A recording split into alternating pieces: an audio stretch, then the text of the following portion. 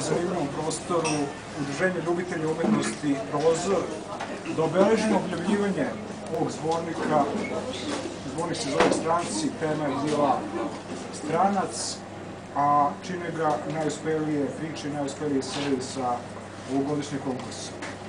Tačno pre godinu dana, takođe 6. novembra, okupili smo se da obeležimo objavljivanje zbornika Preobražaj. Tema je tada bila Preobražaj po motivima pripovetke Franca Kafke. Da li smo se preobrazili ove godinu dana? Ne znam, to može svako od nas da oceni, svako za sebe, naravno. A pretpostavljam da smo posle ovog zbornika bar malo manje strani jedni drugima nego smo bili pre njega. Ja ne bih previše dužio o zborniku i konkursu, nešto više reći koleginica Biljana, pa izvolite. Dobro večer svima. Izgleda da nismo postali stranci, naprotiv, više nas je ovog puta na promociji nego kada smo promovisali zbornik Preobražaj prošle godine, tako da nećemo postati stranci, naprotiv, počet ćemo da postajemo bliži jedno drugom. Dakle, pre 2 godine Udruženje Oksimoron je pokrenulo projekat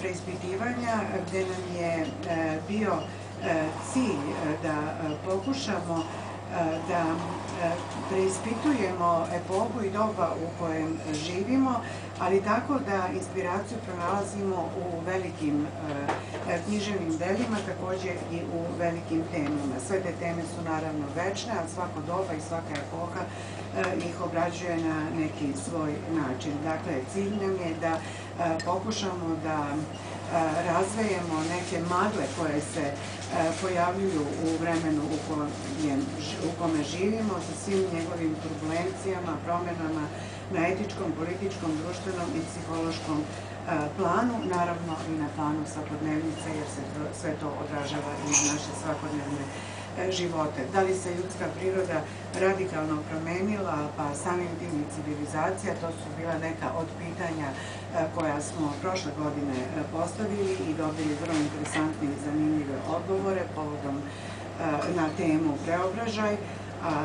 Ove godine smo izabrali Albera Kamija i mislim da jedno proizlazi iz drugoga, pokušat ćemo i da objasnimo to zbog čega, da se uhvatimo da odgovorimo na pitanje ko je stranac u današnjem dobu, koliko smo strani jedni drugima, kako doživljavamo stranca kao pretnju, kao izazov, tajnu, zagonetku, kao sopstveno otkrivajuće ili izobličavajuće ogledalo, može on nekada da bude i podstrek, naravno i neprijatelj ili kao nešto sasvim drugo. Da li nas taj stranac razlikuje,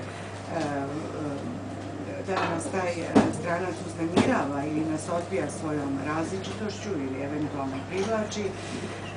Jedno od glavnih pitanja je koliko smo zapravo strani u sopstvenim životima i dosta priča se bavilo tom temom, da li nam je stran svet u kome živimo i koliko nam je zaista tuđa civilizacija u kojoj sada živimo, a ja mislim da nam je prilično tuđa.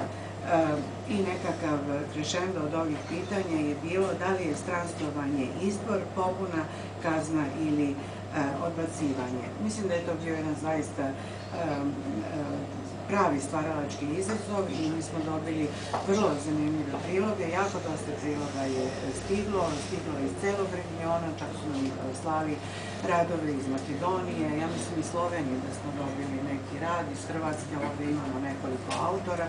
Dakle, konkurs je naišao na vrlo interesantan odziv. Dakle, ono što, pošto ja ovde predstavljam Oksimoron, pa ću morati nešto da govorim o našim namerama i zašto ovo činimo. Dakle, jedna od osnovnih namera je da se zaista uhvatimo u koštac sa protivrečnostima doba, odnosno protivrečnostima i da pronađemo neka rešenja ili neke kombinatorike u tim protivrečnostima, a i naš naziv Oksimoron nas upućuje da oni koji pronalazimo vezivno tkivo u tim paradoksalnim odnosima, a ujedno da se na taj način suprotstavimo prihvatanju nečega što mislim da nam ovo vreme nudi kao konačnu istinu. Ja mislim da ćete se složiti svi sa mnom, a to je da prihvatimo banalnost kao krajnju istinu. Možda se neko i neće složiti, možemo o tome i da govorimo posle same promocije. Mislim da treba zaista da naučimo da se preispitujemo, da se samo preispitujemo u krajnjoj liniji, to je postulat nekog evropskog duha i temelj evropske civilizacije u kojoj mi živimo. Dakle, prošle godine je bio Kafka, možda, evo ja ću suditi reći, jeste paradigma početka 20. veka koja se produžila na 21. vek, gde je dat taj jedan birokratizovani, surovi, bezlični svet u kojem pojedinac mora na neki način da pronađe svoj izlaz sa atmosferom jedne utišanosti, jednog straha, jedne teskobe, i to je obeleženo ceo 20. vek, a mislim da kulminaciju doživljava i u 21. veku, gde će nas to odvesti, ne znam, a nekako onda je iz toga proishodilo da se pozabavimo, pošto mi, ponavljam, dakle, pokušamo da nalazimo ove inspirativne teme u delima koja svi mi treba ponovo da čitamo, pogotovo mlađi ljudi bi trebali da se zainteresuju da ih čitaju. Tako da je Sleskan posle Kafke nekako prirodno došao Camus i tema stranac. Dakle, dok ovde govori se kod Kafe o jednom birokratizovanom svetu, ovde kod Camija, to svi znamo i neću sad puno ja o tome pričati, jedan apsurdan svet u kome dominira otuđenost, ravnodušnost, usamljenost, zapravo taj jedan nepremostivi jaz između pojedinca, između moga ja i sveta koji nas okružuje i taj jaz u koji svi propadamo zaista nam daje to jedno apsurdno osjećanje i sebe i sveta oko nas. Dakle, čovek nekako po svojoj prirodi u samom sebi ima žudnju za jedinstvom, za jasnošću, za bliskošću, za prozirnošću. Međutim, svet koji nas okružuje, čini mi se, nije u skladu sa tom iskonskom ljudskom potrebom.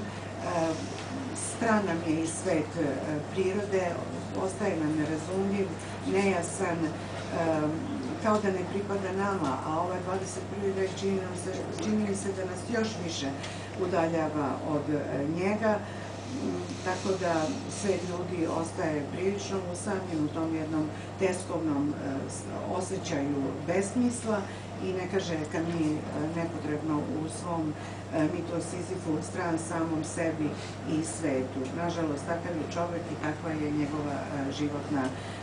njegova životna situacija.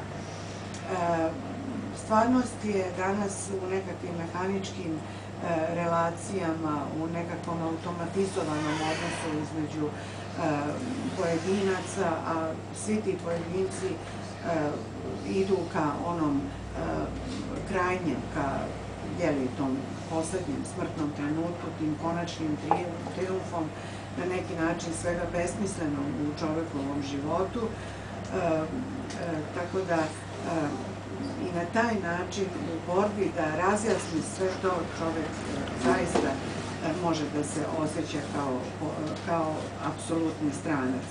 Logična posljedica takve filozofije apsurda je da dolazimo u jedno stanje opšte ravnodušnosti i tog automatizma koji čovjek bi stvarno morao da na neki način da pronađe neku inspiraciju, neku volju, neku snagu, neki stvaralački moment u sebi da ga prevaziđe. Dakle, to je jedna prilično pesimistička antropologija, međutim, mislim da jednom vrstom revolta, jednom vrstom pobune, jednom vrstom provokacije, pa čak i ovo što Oksimoron radi, ja mislim da ima u sebi jednu provokaciju, da izaziva sve one koje žele da nekako uspostave svoje biće kao stvaralačko biće, da odgovore na ovakva pitanja. Dakle, potrebno je, i Camus ipak govori da je revolt i neka vrsta pobune apsolutno neophodna. mislim da je Dubravka Ugrešić na jednom mestu rekla nema više provokacije, sve je postalo trgovina, što je strašno. Ja bih u priči dalje o strancu, dakle ja govorim prilično sada uopšteno, ali mislim da sve ovo ima veze sa našom temom i sa ovim skupom od večeras, je priča koja uvek me zaintrigira, a to je priča o vremenu i priča o šupljim ljudima.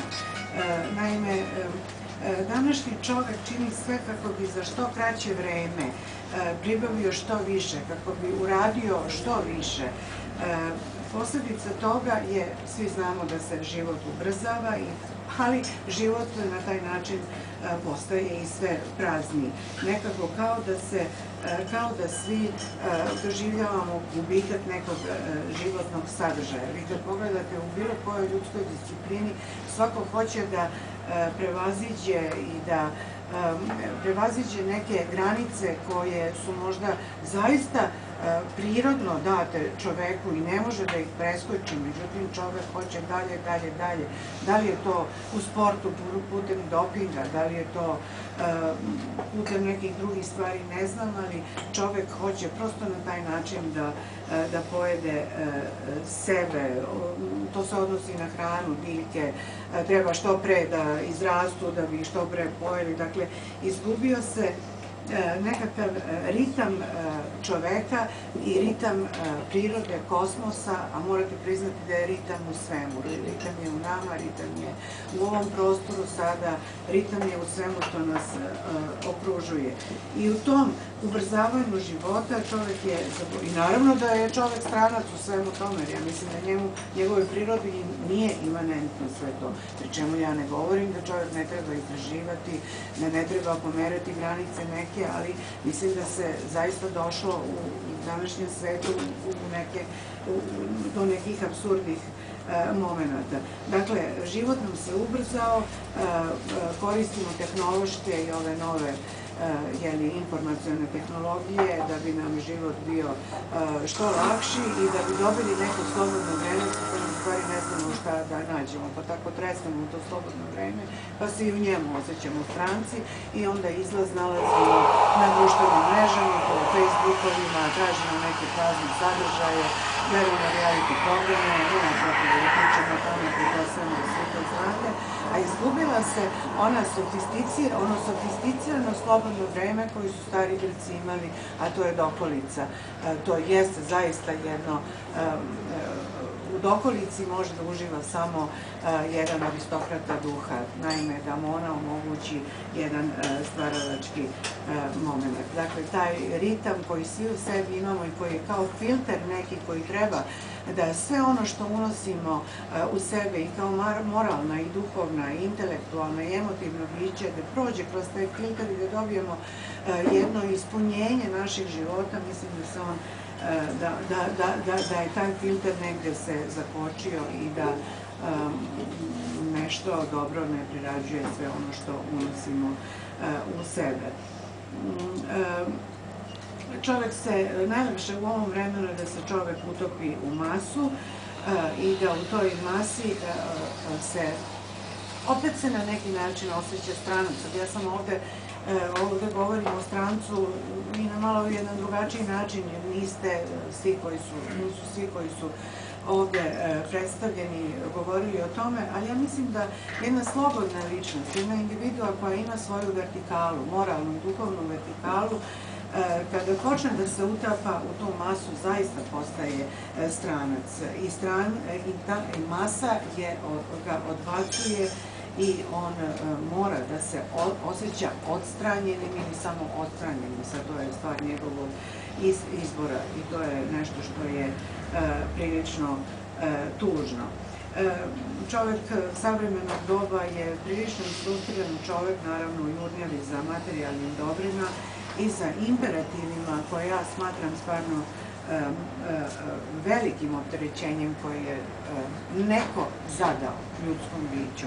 A ti su mi imperativi, svi to znamo, budi mlad, budi lep, budi srećan, budi dominantan, budi jedini, budi jedinstven, voli samo sebe, kao da svaki čovjek valjda voli sebe. Niko više ne govori da treba voleti nekog drugog. Ja smatram da treba govoriti o tome da ljudi treba da vole jedne druge, a ne samo da vole sebe, pa ako vole sebe, sad ćemo da volimo i druge ljude. Dakle, i tu postoji jedno stranstvovanje u onim esencijalnim nekim životnim porivima. Živimo u potrošačkom društvu u kome je čovek postao objekt.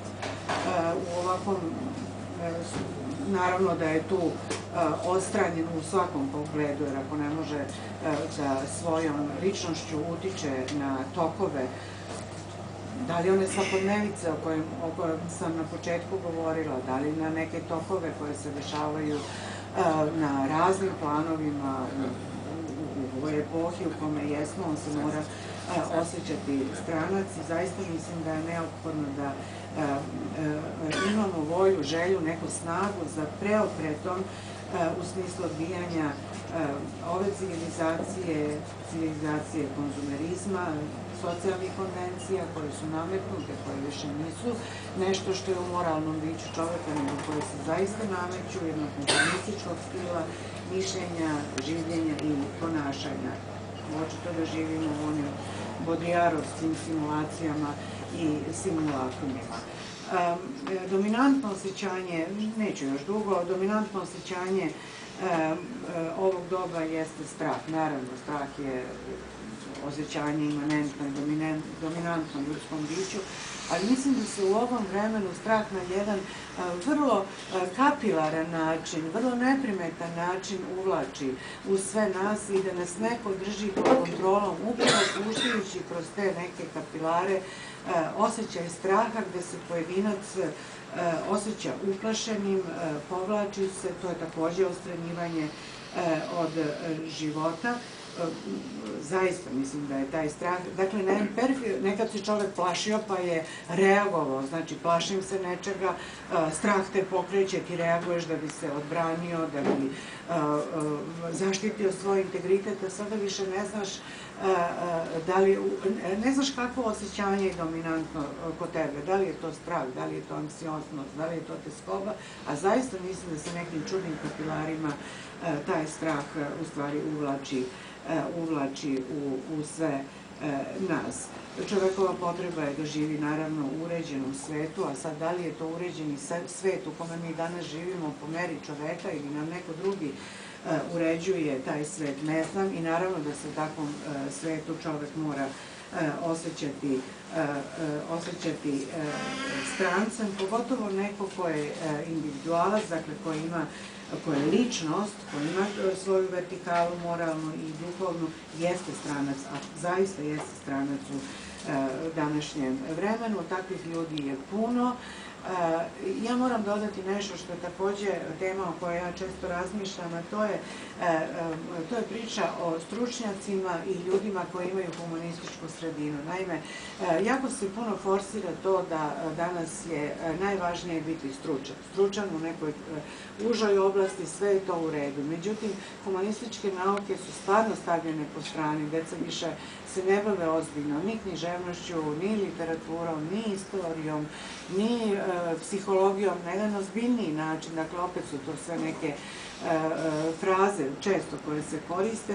Dakle, jednostavno nema čime da nadogradi, da doda svom biću taj jedan nesnati, reći ću eto tako, deo koji će ga uobličiti u zaista jedno kompletno ljudsko biće. Nedavno sam pročitala tekst Ivana Milenkovića, filozofa, mislim da jeste Ivan Milenković, interesantno je bilo da smo se tu negde podudarili, koji otprilike govori o ovome, a kaže da u Francuskoj, upravo u nedostatku tog, pre svega jedne filozofske širine i filozofskog obrazovanja, pravi se nekakav pokret da se filozofiji i humanističkim naukama ponovo vrati uloga koju je imala u celokupnoj ljudskoj istoriji. Dakle, možda će čovek ponovo kada i na taj način postane humaniji biti manje stran u dobu u kome živimo. Poznata je priča da svi živimo u globalizovanom selu i globalističkoj civilizaciji. Do nedavno mi se čini da je dominantna ideologija te globalističke civilizacije bila da se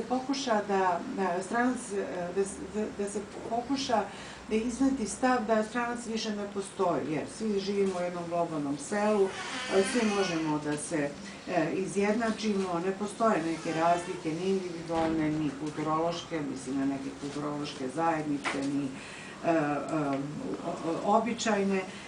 Međutim, ovo vreme i ovo što se danas dešava u svetu, znači da mislim na ovu izbjegličku krizu koja se dešava, pokazuje da to baš i nije tako. Nije mi bila namera da govorim o tome i čak kada smo raspisivali konkurs, još uvek se taj glas izbjeglica nije dogodio, ali eto, na jedan čudan način je ilustrovao ovu priču o kojoj sada govorimo. Dakle, treba da se, ja ću opet reći, oksimoron evo na ovaj način pokušava da baci rukavicu svim ovom dobu i ovom vremenu na jedan skroman način, ali i to je dovoljno da nastavimo da radimo, da se preispitujemo i da menjamo nešto u svom životu, u svojoj okolini, pa će to možda dobiti i nekakav zamajac. Mi smo zaista stranci danas od toga da smo stranci u porodici, znači od te osnovne ćelije, ili kako se kaže, od tog nekog fundamentalnog odnosa čoveka, roditelji su postali stranci deci i obratno. Stranac je neko ko možda treba da nas uplaši, postoji konkretni stranci koji se često od imaginarnog stranca, o kome možemo govoriti na različite načine, pretvaraju konkretnog stranca. Zatim postoje neki odabrani stranci, kao što je kolektiv, ja sam ih tako nazvala, Jevreji, koji su bili kao jedna prazna posuda u koju se sve sipalo, ono što nam ne odgovara, sipećemo u posudu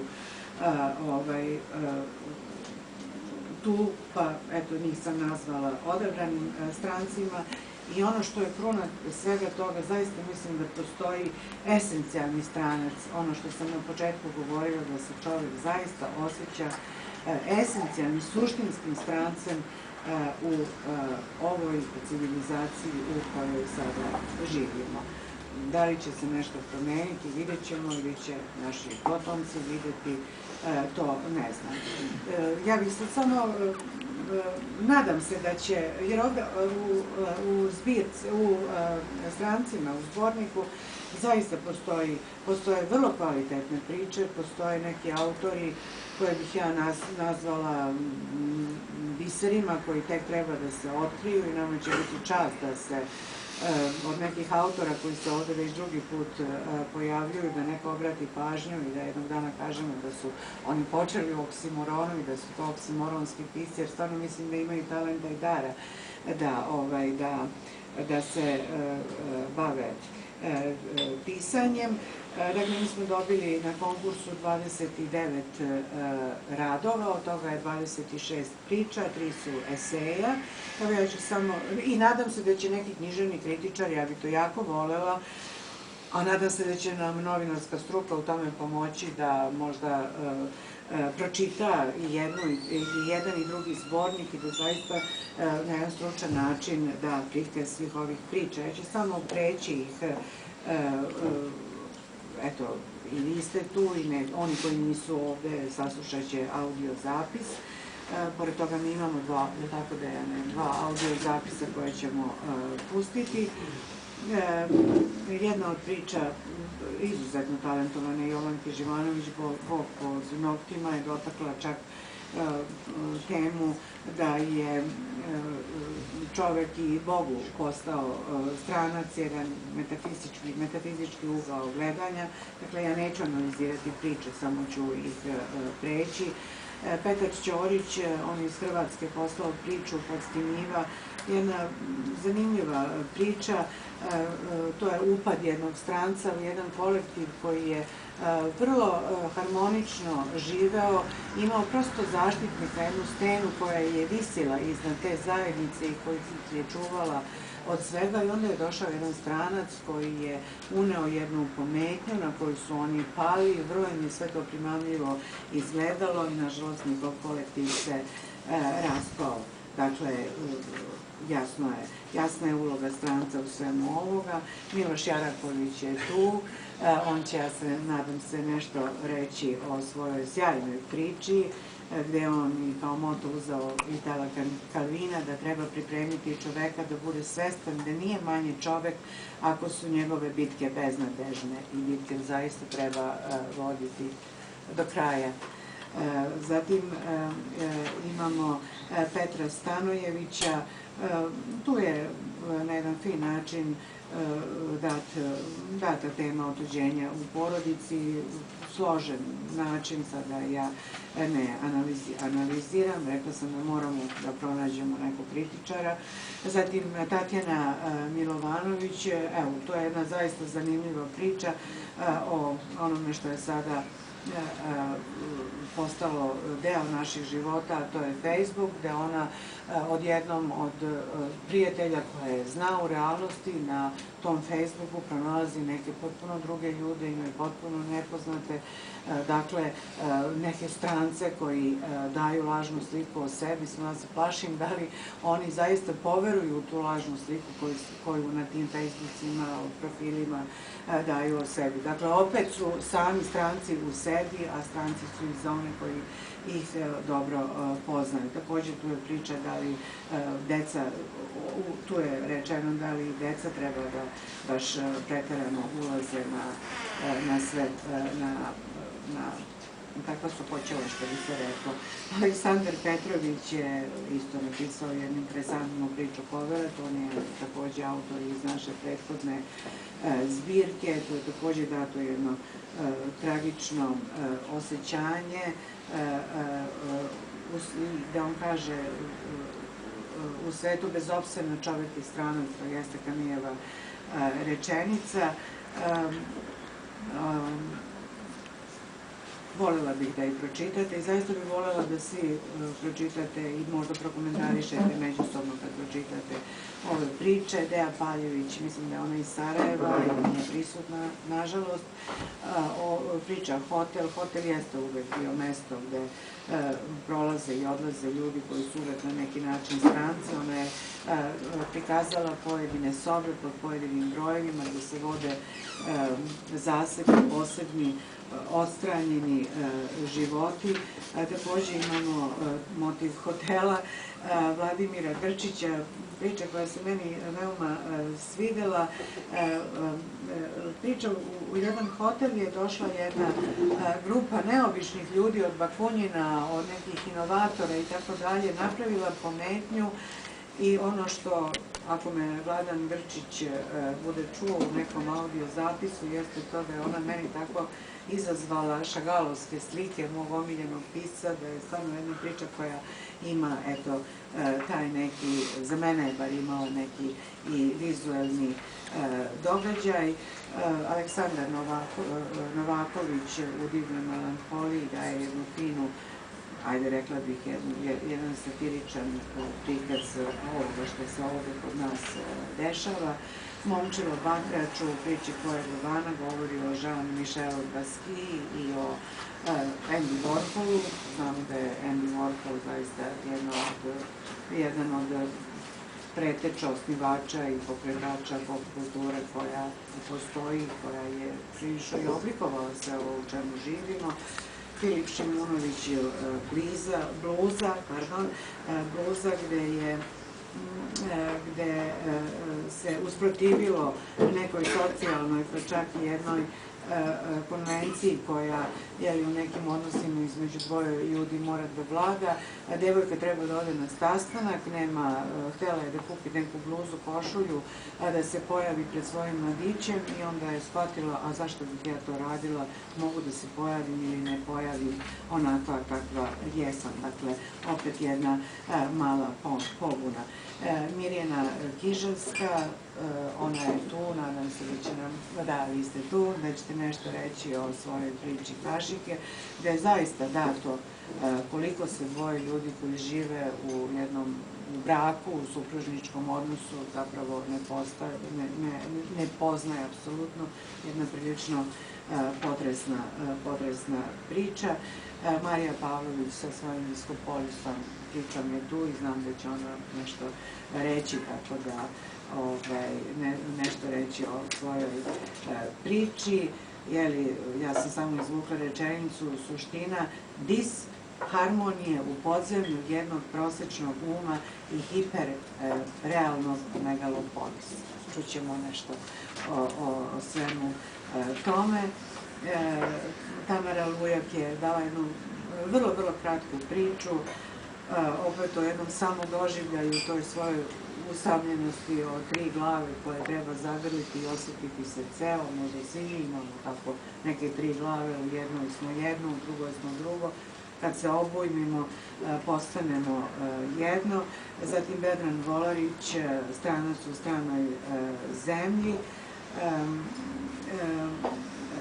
gde se govori opet o nekoj vrsti kodifikacije života i uvođenju nekih apsurdnih pravila koje se pojedinac, on čak i pojedinca naziva gospodinom X, gospođom Crvenom i tako dalje, gde bi se te pravila morala poštovati, on naravno neće, pa je naravno pozvan na jedno besmisleno suđenje, što opet asocira i na Kamija, ali i na mnoga besmisleno suđenja koja se dešavaju danas. Jelena Crnjaković je u priči Zamena.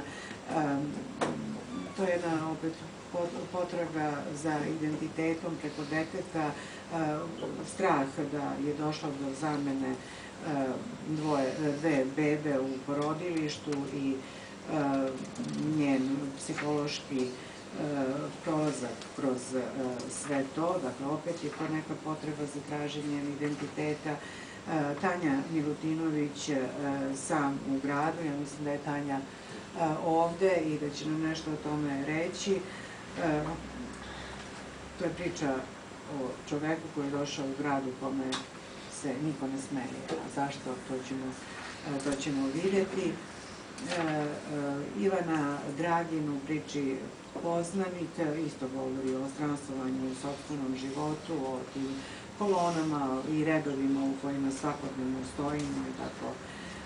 I tako nam vreme prolazi u kolonama, svi se trudimo da budemo, kako ona kaže, uredno i lepo vaspitani ljudi čekajući neke svoje redove. Damir Kasić, Pogled na jučer, danas i sutra, priča o samoći, zaista o jednoj teškoj samoći i pitanju da li pištolje može da se sve to reši, ali ujedno i stalno odlaganje i stalno ponavljanje.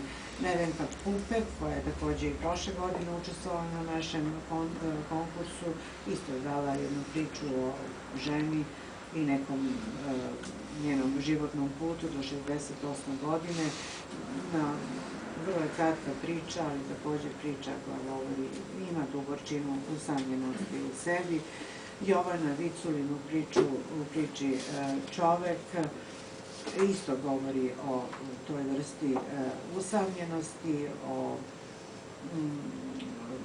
evo, pročitat ću samo šta čovek, kako se može poigravati sa minimumom i maksimumom od života, šta se očekuje, šta je minimum, šta je maksimum. Daj svoj maksimum, ako bih svakog dana dao svoj maksimum, maksimum bi postepeno postao očekivani životni minimum i morao bih se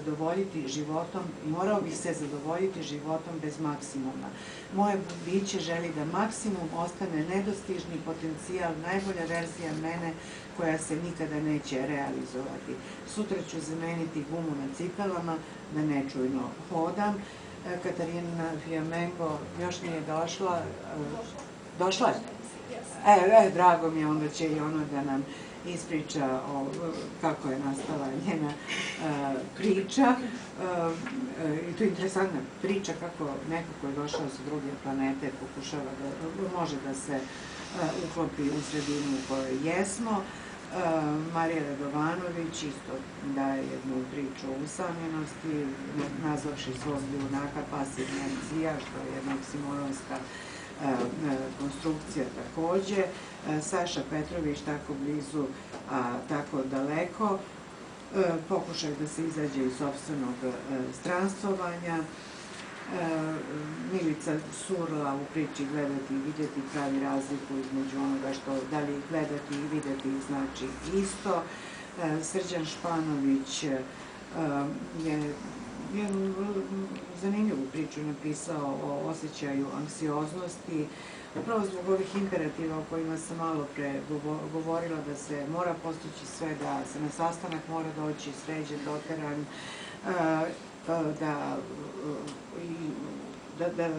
ali teskoba čini svoje. Interesantno da on na neki način nailazi na svog vojnika koji takođe ima to teskobno osjećanje. Zatim, to su bile priče, imamo još 3 eseja.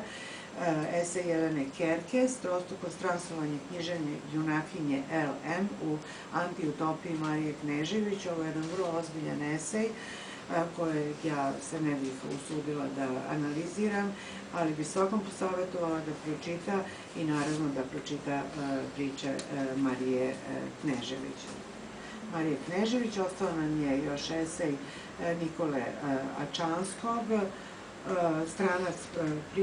stranac, prirodnost stranog u čoveku kao motiv i prilika. Naime, on se pita da li nešto što je u nama, da li neki deformitet, da li život u nekoj tenziji može da nas pokrene, pa čak kaže da možda možemo da osnovimo i neku novu disciplinu. Mislim da je rekao da se to treba zvati psihofilozofija. I Spasa Viljinović, to je poslednji esej u zborniku koji se naziva Stranstvovanje. To je opet priča o vremenu, virtualnoj stvarnosti, Platonovim senkama i pećinama. I nešto što je interesantno, stranstvovanje se u sadašnjosti može poistovetiti sa naklonošću prema knjigama. Ja se nadam da mi svi koji smo naklonjeni knjigama ovde nismo stranci. Eto, to je jedan moj brzinski pregled. Nadam se da nije bilo dugo i dosadno. Hvala. Zorana? Da, pošto je Lida rekla pa da li je moguće da smo stranci, pa da li je moguće da je Camus pomišljao da će neko ko se čita biti stranac. Ali je jako zanimljivo da trenutak kada Camus počinje da piše o strancu, on zna da sledi nakon toga pobuna. I ovaj zbornik, mislim, i odgovore koje smo čitali, posle toliko mnogo godina, daju za mene neke zanimljive pravce razmišljanja, a Camus verovatno nije ni pomišljao da je to moguće. Pa dakle, u tom smislu, ako bismo razgovarali o pobuni, da čovek ne prihvati svoju situaciju, ona svakako nije trebalo da znači, sve što je govorila, da sam ja u centru, da je moj pogled, da sam ja mera svega. A mi baš u ovoj podstinji imamo ideju čoveka koji je stranac, koji nije bojažljiv i nepoznati stranac, već stranac koji smatra da je on prvi, jedini i koji menja život svima, koji unesrećuje sve. A da li je moguće to bila pobuna o kojoj je Camus govorio? Takođe, Camus kada je govorio da je pobuna drugi deo odgovora na stranstvovanje, nije pomišljao da će neko želeti, kako autorka kaže, vi želeti slobodno voljno da bude stranac, jer sakrivanje to iza ekrana, Facebook, svakog teruje da bude stranac. Znači, on je na neki čudan način pasivan, nepoznat, neprimetan, a opet smatra da je on, da je merak po njemu. Pa takav stranac mislim da nije mogao da, ni ja pretpostavljam da će stranac tako izgledati. E sad, pošto će sada govoriti autori, Ovde ću ja izdvojiti priče koje su okvir. Jedna je Bog pod noktima, gde Jovanka Živanović kaže da je Bog stranac čoveku, čovek stranac Bogu, ali dalje moguće da je do toga došlo. Budući da je poslednje ishodište posle pobune kod Kamija bila ideja ljubavi. I on je smatrao da od takav svet, kada se čovek pobuni, će razrešenje naći u ljubavi. Pošto je Kami poginuo, nismo dobili način na koji on definiše kako će izgledati ta ljubav. Mnogi su teoretičari smatrali da francuski su se posebno bavili idejom da li je to Bog ili nije Bog, da li je spas savremenog čoveka u umetnosti ili nauci ili Bogu, taj odgovor nikada nismo dobili, a evo ovde Jovanka Živanović smatra da je čovek i čak i Bogu i Bog čoveku stran, što je neverovatno budući da je ideja Boga i kod Kamija bila uvek ta jedna čudna razmena čoveka pojedinca sa tim nekim, pa čak i u Strancu i u mitu u Sizifu, čovek identitet dobija upravo u toj pojedinačnoj posebnoj komunikaciji s Bogom.